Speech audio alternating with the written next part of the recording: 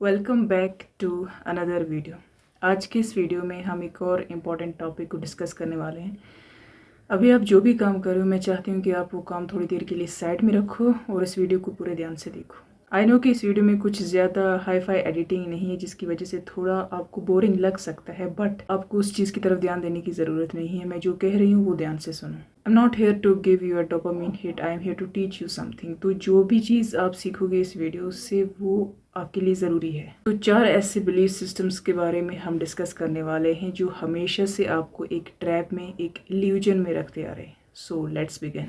First belief system, feeling confident through beauty. बहुत अच्छा लगता है कि जब आपकी सुंदरता की कोई तारीफ़ करता है, जब आपकी खूबसूरती की कोई तारीफ़ करता है, जब आपके चेहरे की कोई तारीफ़ करता है, तो आपको अपना आप दूसरों से काफ़ी बेटर लगता है। कुछ देर के लिए ऐसा महसूस हो सकता है। अगर आप में सेल्फ अवेयरनेस की कमी है तो ये एक एडिक्शन की तरह काम करता है। फिर आप इस चीज़ को बरकरार रखने के लिए किसी भी हद तक चले जाते हो। इनफैक्ट अपनी ज़िंदगी का बहुत सा ज़रूरी काम आपके हाथों से छूट जाता है सिर्फ इस एक चीज़ को पूरा करने के लिए, ताकि लोग आपकी वैसे ही तारीफ़ करते हैं। जितनी ज़्यादा तारीफ़ उतना ज़्यादा डोपामिन हिट मिलता है, और जितने ही कम आपको ये तारीफ़ मिलती हैं उतने ही आपका जो कॉन्फिडेंस लेवल है वो गिरता जाता है। तो एक तरीके से एक तो ज़रूरी काम आपकी ज़िंदगी के छूट जाते हैं, क्योंकि आप सिर्फ़ और सिर्फ अच्छे अपीयर होने की कोशिश करते हो। और दूसरा ये कि आप अपनी सारी की सारी पावर एंड अथॉरिटी लोगों के हाथों में दे देते हो, ताकि वो डिसाइड करें कि आप कितनी बेटर हो या फिर आप कितनी बेटर नहीं हो।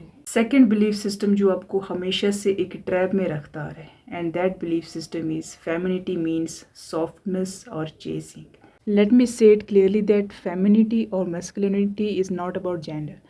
आपकी जेंडर के बेसिस पे ये डिसाइड नहीं होता कि आप फेमिनिन एनर्जी को अडॉप्ट कर लो या फिर मस्कुलिन एनर्जी को अडॉप्ट कर लो। सच कहूँ तो दोनों का मिक्सचर हर इंसान पे सूट करता है। अक्सर लोग आपको फेमिनिटी का मतलब तोड़ मरोड़ के बताते हैं पैट्रियार्की के हिसाब से। उनके हिसाब से सॉफ्टनेस एंड हमेशा एग्रीएबल रहना फेमिनिटी है, but that's not the truth.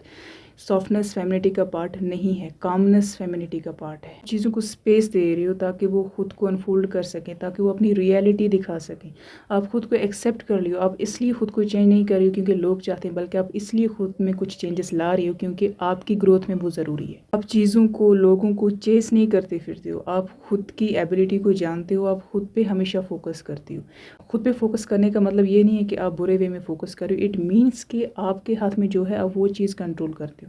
आप खुद की नॉलेज पे फोकस करते हो, आप खुद के माइंडसेट पे फोकस करते हो, एंड आप अपनी ग्रोथ पे फोकस करते हो। तो उस एनर्जी से जो लोग मैच कर पाते हैं वही आपकी ज़िंदगी में रहते हैं। It's all about standards and unbreakable boundaries. Belief system 3 जो बहुत सी औरतों में है, या बहुत सी औरतें इस चीज़ पर पूरा यकीन करते हैं, I hate that the most. That belief system is that what others are doing is doing for you. बहुत अच्छा लगता है सुनने में, बहुत इंपॉर्टेंट फील होता है जब आपसे आकर कोई कहता है कि ओ मैं जो कर रहा हूँ वो तुम्हारे लिए कर रहा हूँ, जो मेरा है वो तुम्हारा है, ये घर तो हम दोनों का है। तो ये चीज़ आपको सुनने में बहुत अच्छी लगती है, लेकिन ये दुनिया का सबसे बड़ा झूठ है। क्योंकि अगर ये झूठ ना होता तो जिस घर को आपने बनाने में अपनी सारी ज़िंदगी लगा दी, आपने अपनी सेहत कुर्बान कर दी, अपनी सपने कुर्बान कर दिए, अपना सब कुछ कुर्बान कर दिया, उसी घर से बाहर निकाल कर फेंक देने की धमकी आपको कोई और ना देता। सब कुछ सेक्रीफाइस करने के बाद भी वो प्रॉपर्टी, वो घर अगर आपका हो जाता तो वो सब आपसे छीन लेने का फरमान कोई और ना देता। बस एक चारा है जो आपको दिया जाता है ताकि आप अपना वक्त, अपनी सारी की सारी ज़िंदगी